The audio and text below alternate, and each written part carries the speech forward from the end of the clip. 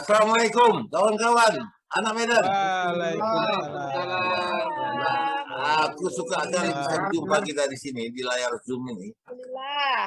Karena ini adalah kawan-kawan seniman Medan, wartawan, seniman, penulis, ya penyanyi di sini.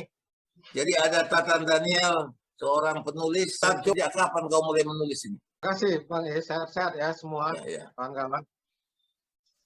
Kalau itu yang ditanya, aku menulis sejak abang buka Abrakadabra lah, puisi. Di Waspada. Waspada.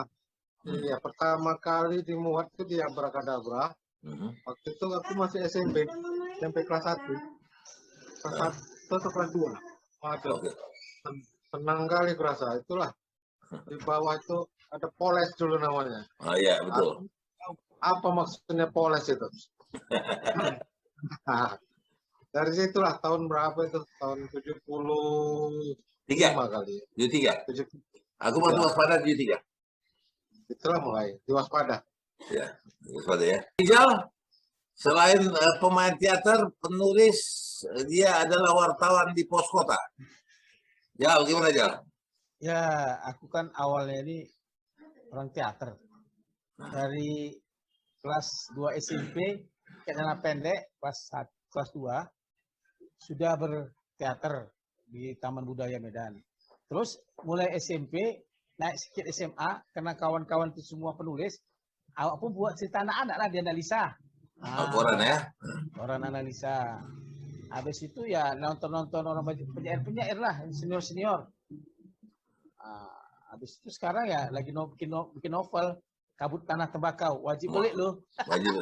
Orang ada nama kita taruh di situ. Cuma tak beli. Ngeri ini. Ya. Tentang Medan. Oke. Kalau Iwan ini di Bandung, dia seorang medical doctor. Nah, tapi dia menulis, ada buku-buku puisinya juga. Gimana Wan? Kabar sehat Bandung? Sehat, selamat siang. Sama seperti Tatan, mungkin Tatan lebih senior. Kalau saya, Iwan, Fauji, saya udah di Bandung. Dulu nama saya Iwan Lubis di koran-koran. Ya kan? Ya. Tahun mulainya itu nulis tuh ya di atas belakang kalender lah itu. Kalender tulis buat puisi dulu.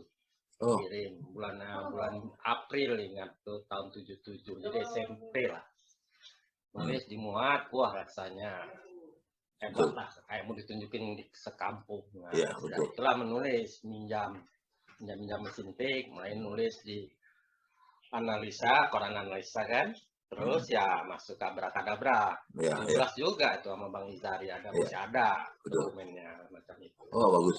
Terus lah itu ya buat novel cerita bersambung di analisa.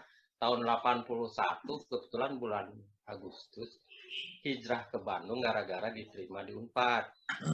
Nah itu agak rem lah nulis, tapi sesekali nulis juga ke Waspada dan ke analisa. Terus berubah sambil menyambung kuliah, ya cari uang tambahan jadi wartawan. Nah, wartawan prioritas di Bredel, jadi wartawan media Indonesia. Pernah juga di pembaruan, habis itu ya selesailah, hanya jadi penulis lepas saja di koran Jakarta. Aku tadi berpikir begini, Wan. Aku pikir setelah kau menjadi dokter, nah itu kan agak eksak. Aku pikir kegiatan menulis itu jadi berkurang, ternyata tidak ya? Tidak juga. Ada juga buat cerpen-cerpen dikirim. Ya waktu medianya sebelum era digital, sekarang tuh dulu era koran ya, namanya koran kertas. Itu sangat menggiurkan. Di Jawa Pos, orang-orang Jawa dan sebagainya ya kirimlah cerpen-cerpen itu. Nah itu berubah karena saya tidak pakai lubisnya, jadi Iwan Fauzi ya tak hilang kan, itu terpotong berapa itunya. Itu juga dimarahin sama keluarga kenapa dihapus lubis.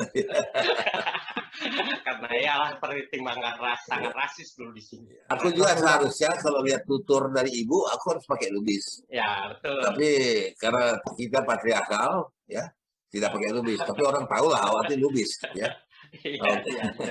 Oke. Sekarang Teddy ini adalah penulis dari awal ya, pemain teater juga. Walaupun sekarang bergerak di sektor keuangan, Kalau mau tanya sama dia mengenai masalah ekonomi keuangan, dialah ahlinya. Ted, kapan itu mulai menulis dulu? Menulis itu awalnya tahun 83, Bang. Oke. 1983, karena awalnya kita berteater di Taman Budaya bareng Marijal juga.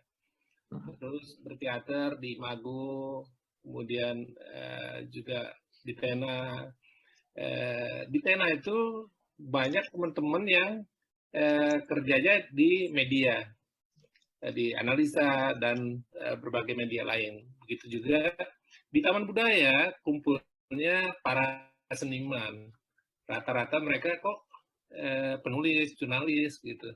Rupanya terus keseharian juga kan bergelut dengan naskah-naskah. Merangsang juga untuk kenapa kita nggak nulis gitu. Nulis akhirnya kita belajar nulisnya itu di Taman Riang. Taman Riang itu analisa ya Bang ya, harian analisa. Ternyata ya lumayan, honornya lumayan dan bisa buat keperluan sehari-hari anak muda ya, buat bensin, buat rokok dan macam-macam gitu. Dan ya nulis naskah dan seterusnya. Dan karena pergaulan di Taman Budaya itu banyak seniman, akhirnya ya kita belajar nulis sastra, belajar nulis naskah dan macam-macam gitu untuk pergaulan satu. Nggak berasa bahwa kita juga akhirnya bisa nulis. Pada awalnya nggak berasa nulis gitu. Kalau membaca kan ya kita harus berkaya membaca seperti itu Bang. Awalnya menulis. Ya begitu. Tapi kuliah terus jalan. Selesai kuliahnya kebetulan di bidang yang berbeda. Ya akhirnya masuk ke sektor perbankan dan sekuritas, dan sektor ini ternyata yang menerbangkan saya dari Medan ke beberapa tempat di luar negara, kira-kira seperti itu. Mancanegara lah. Ya, saya 3 tahun di Singapura, di Hong Kong 2 tahun, kemudian di London sempat 2 tahun. Oh, ya, itulah. Hebat kan? Nah, Jadi juga luar biasa. Nah, kemudian ini ada yang paling cantik di antara kita. Ya, satu-satunya karena kita yang paling ganteng, dia paling cantik. Nurani Dahlan, dikenal orang sebagai seorang penyanyi Melayu dan kemudian pencipta lagu juga. Ya, katanya dia tidak bisa nulis puisi, tapi lagu yang ditulisnya kan ada lirik di situ. Rani, apa kabar?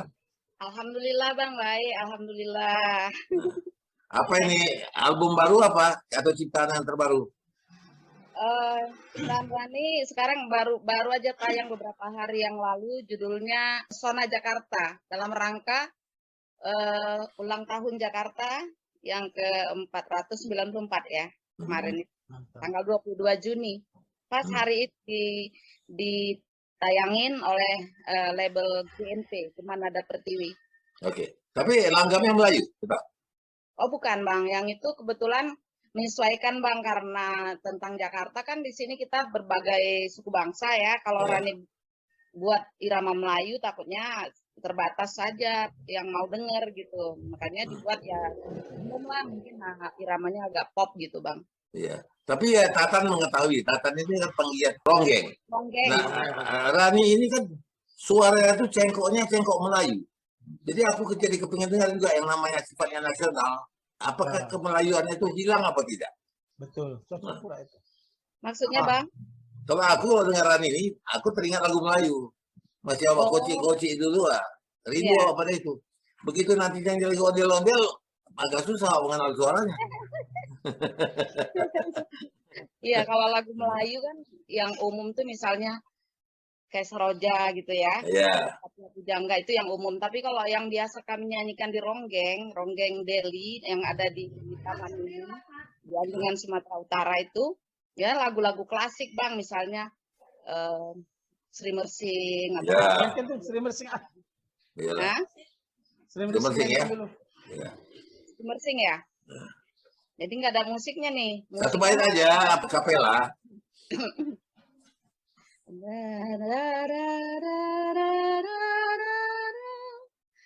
Sri Mersing, na na na na na na na, hai lagu Melayu, dikaranglah oleh Pujangga dahulu.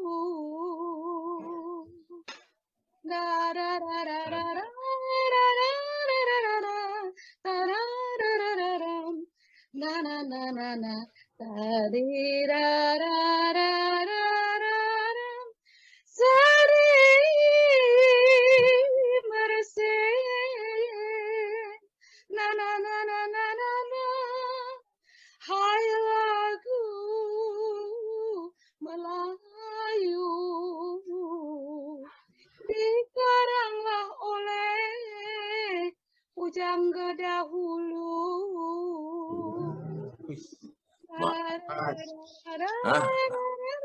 Mantap lah. Mana tes air mata. Hancur Tiawa, hancur. Mana tes air mata. Hanya Baru setengah Hanya- itu setengah pantun, Bang. Itu setengah pantun. Itu masih sampiran ya. Ya, baru sampirannya, belum isinya. Tapi kalau nanti awak nyanyikan semua, habislah buat awak aja. Nanti isinya nanti dekat acara habis. Oh gitu ya. Iyalah, itu kita bikin. Oke, jadi begini ya. Tadi sebelum kita mulai, Iwan cerita. Ini hampir tiap hari kita mendengar berita tentang kawan-kawan kita tiba-tiba sudah dipanggil Allah yang Maha Kuasa. Hilang dari perjalanan. Kira-kira dalam waktu 3 minggu terakhir, 2 kawan dekat kita, seniman, penulis, kawan kita bermain, kawan kita menulis buku bersama-sama. Salah satu di antaranya adalah Neta Pane.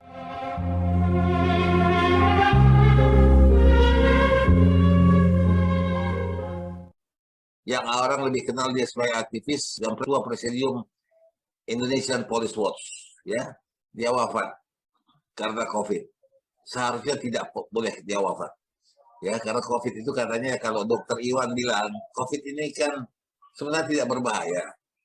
Ya, kalau dokter Terawan bilang kan seperti flu, tapi kita terlampau lemah daya tahan tubuh kita mungkin. Apalagi kalau kita komorbid punya penyakit lain. Begitu kan dokter Iwan kan? Nah, kemudian yang lebih lagi mengharukan dan menyakitkan. Beberapa hari setelah Neta Pane wafat lagi seorang guru kita. Penulis terkenal yang cerpen-cerpennya sudah ada sejak 50 tahun yang lalu. Ada di Horizon, ada di Kompas, ada di Media. Guru kita bersama, dia adalah pujangga penulis Sori Siregar.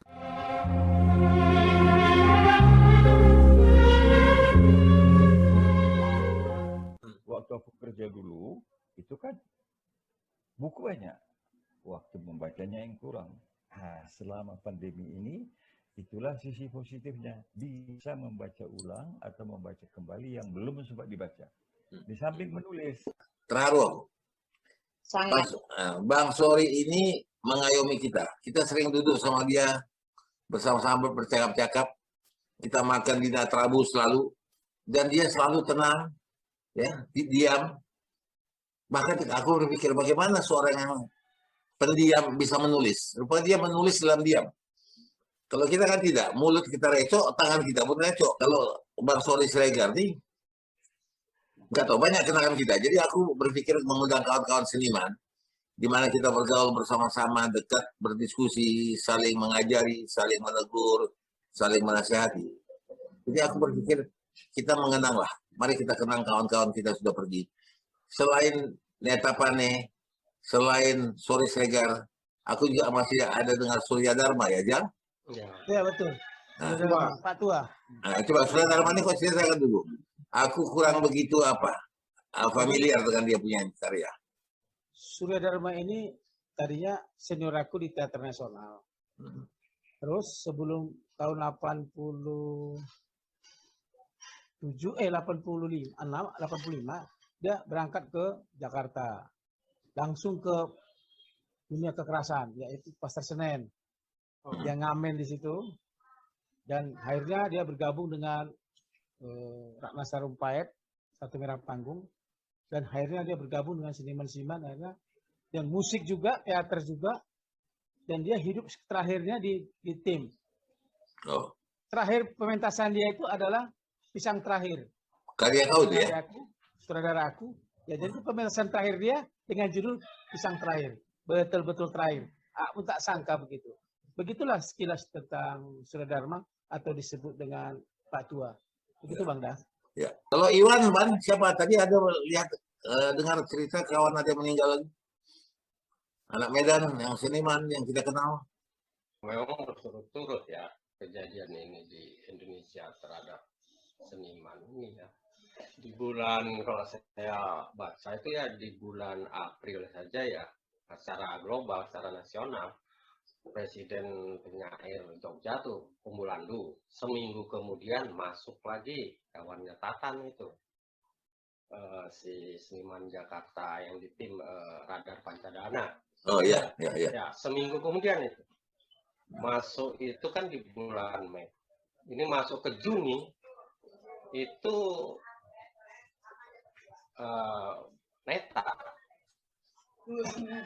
itu tanggal 16, Bang Sori itu tanggal 21, jadi 5 hari. 5 hari. Kita begitu dalam 1 bulan, belum lagi tuh Tiherati, Gayawan, di bulan itu juga. Jadi rentetan tuh ada 5, itu nama-nama besar. Termasuk Bang Sori kalau kita lihat. Bang Sori ini agak kaget, tidak ada cerita soal COVID dan lain-lain. Dan tidur, meninggal dalam tidur ya, meninggal dalam tidur. Dalam ketenangan, sama lah seperti karya-karya cerpennya yang tenang, tidak ada konflik-konflik yang keras, jadi ya, lembut gitu. Sesuai dengan sifatnya yang santun, itu agak gugup kita karena dianggap mungkin panutan seniman Medan di Jakarta pada era itu ya. Karena ketika merantau semua, mau Burantidiang, mau Rijal dan lain-lain, itu pasti ketemunya Bang Sori Siregar. Bang Sori Siregar. Itu yang kita Al-Fatihah.